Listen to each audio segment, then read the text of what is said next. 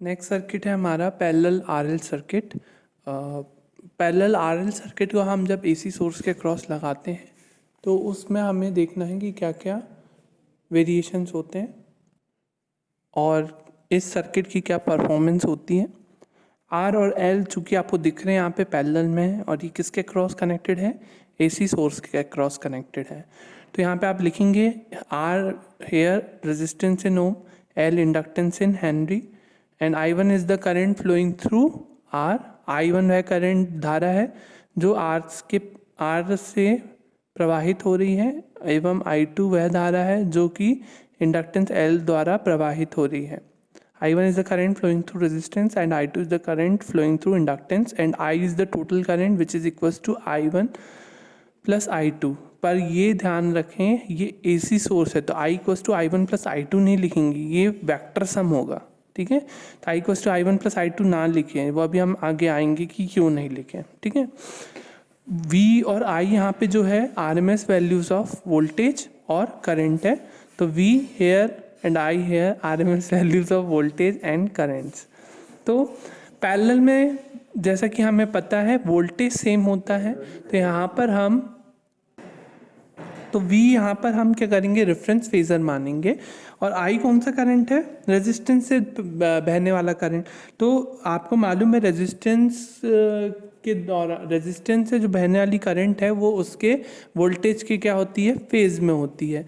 तो V यहाँ पे वोल्टेज है R के क्रॉस, I1 उसके वोल्टेज के क्या होगा, फेज में होगा। तो V वोल्टेज के I जो है I1 करंट वो फेज में होगा।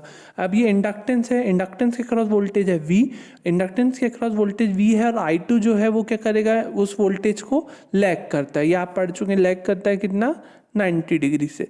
तो I2 यहाँ पे 90 डिग्री से लैग करेगा और I1 और I2 का फेजर सम कहलाएगा, वेक्टर सम कहलाएगा क्या, I, करंट I। तो हम यहाँ पे पाइथागोरस प्रमेय के हिसाब से जैसे कि I1 equals to V by R है, I2 equals to V by XL है, तो हम I को यहाँ से लिख सकते हैं under root of I1 square plus I2 square, base square plus perpendicular square equals to hypotenuse square. तो स्क्वायर को हमने यहाँ से ला दिया तो यहाँ पर अंडर रूट हो गया। I1 की वैल्यू को हम रिप्लेस कर देंगे V बाय आर से और I2 की वैल्यू को हम रिप्लेस कर देंगे V बाय एक्सएल से। तो I इक्वल्स टू हो जाएगा अंडर रूट ऑफ V हमने यहाँ से कॉमन ले लिया, under root of 1 by R का स्क्वायर प्लस 1 बाय एक्सएल का स्क्वायर।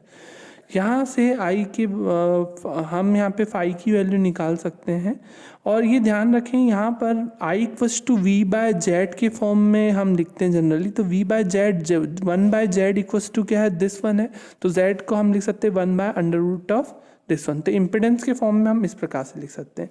अभी हम डायरेक्ट मेथड यूज़ कर रहे हैं, यहाँ पर हम दो मेथड से इस सर्किट को एनालाइज करेंगे। तो डायरेक्ट मेथड के बेसिस पे हम इम्पिडेंस के फॉर्म में इस तरीके से लिख सकते हैं और पाई की वैल्यू क्या होगी, tan इनवर्स, जैसे tan पाई, tan क्या होता है, परपेंडिकुलर अपॉन बेस, तो tan पाई परपेंडिकुलर क्या है, I2, बेस क्या है I1, तो tan को उधर ले जाएंगे तो tan inverse I2 by I1 equals to tan inverse I2 क्या है हमारा, V बाय एक्सएल, I1 क्या है हमारा, V बाय आर, तो V से V कैंसिल हो जाएगा और R ऊपर चल जाएगा और एक्सएल नीचे, तो tan inverse R by XL.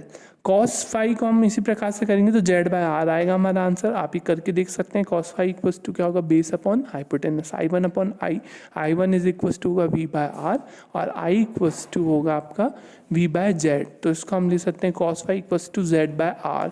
आपको ध्यान हो सीरीज सर्किट में यही वैल्यू R बाय जेड होती थी, अब पैरेलल सर्किट में यही वैल्यू Z बाय आर होगी। तो पावर कंजम्पशन हम एक्टिव पावर को हम लिख सकते हैं VI cos 5 वॉट्स। तो यहाँ पे हमारा जनरली एक्सप्रेशन आता है तो आप इसको डायरेक्टली लिख सकते हैं VI cos 5। एडमिटेंस मेथड से हम इसको क्वेश्चन को करेंगे। तो एडमिटेंस आप जानते हैं, admittance is represented by Y and Y is the admittance और इसे हम बोलते हैं reciprocal of impedance 1 by Z। तो हम Y के फॉर्म में हमें लिखने के लिए हमें सभी चीज़ को रिप्लेस करना पड़ेगा। R का उल्टा क्या होता है, G, तो इसको हम 1 बाय G, और L में XL का उल्टा होता है, XL का उल्टा होता है BL, है ना, 1 बाय BL। L में रिएक्टेंस होगा XL और XL का उल्टा होगा 1 बाय ससेप्टेंस। रिएक्टेंस का उल्टा होता है susceptance. Inductive reactance is equals to 1 by inductive susceptance that is represented by BL। तो I1 क्या है, V बाय आर है, तो 1 बाय आर को हम हटा के क्या लिख सकते हैं, VG। G इक्वल्स टू है 1 बाय आर के, I2 है V बाय XL, तो VBL, तो VBL हम इस प्रकार से लिखेंगे। BL की वैल्यू जो है वो होगी 1 बाय XL के। तो यहाँ से हम ये वैल्यूज़ को I1 और I2 के रूप में, I हमें फेजर से यही मिला है I1 square plus I2 square, पर हम यहाँ पर अब V बाय आर ना लिख के और V बाय एक्सएल ना लिख के हम VG लिखेंगे और I2 को लिखेंगे हम VBL। ये हमने एडमिटेंस मेथड में किया। तो I equals to V under root of G square plus BL square हो जाएगा। अब ये जो G square plus BL square अब आपका आता था R square plus XL square under root में, तो इसको हम लिखते थे Z, परंतु यहाँ पर आ रहा है I equals to V under root of G square plus BL square. ये हमारा जो है वैल्यू वो है admittance, where admittance Y is equals to this one. तो आपका RL पैरेलल सर्किट में क्या होगा, आपका एडमिटेंस Y इक्वल्स टू होगा under root of G square plus BL square. तो ये ध्यान रखें। फाई को आप लिखेंगे तो tan inverse B by G। B by G क्यों लिखा है यहाँ पर हमने,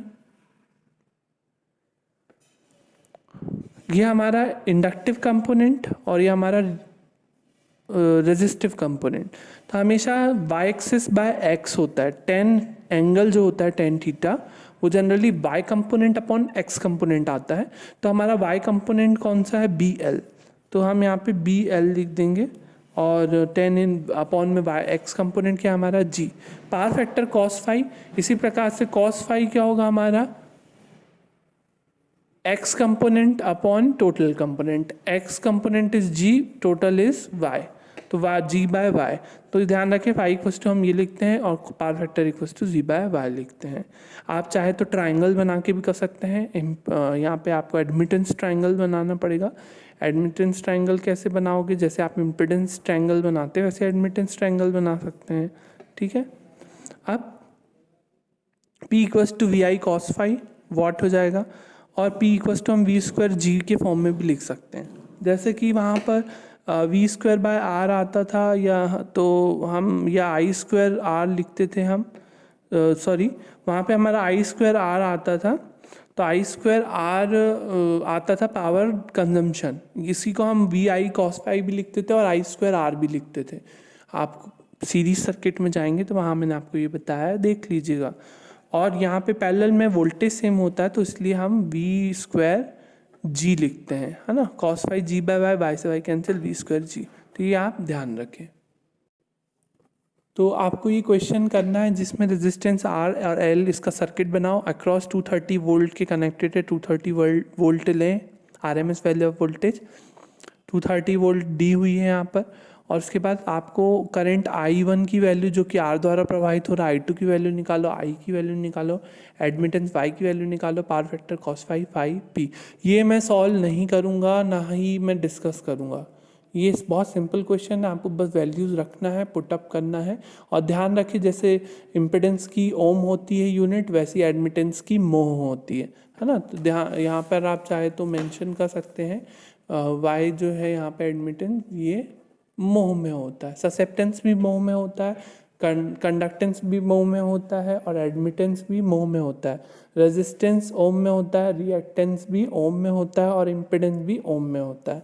तो ये इसके बेसिस पे आपको ये क्वेश्चन करना है और इसका आंसर मेरे को क्लास कमेंट्स में भेजना है, ठीक है।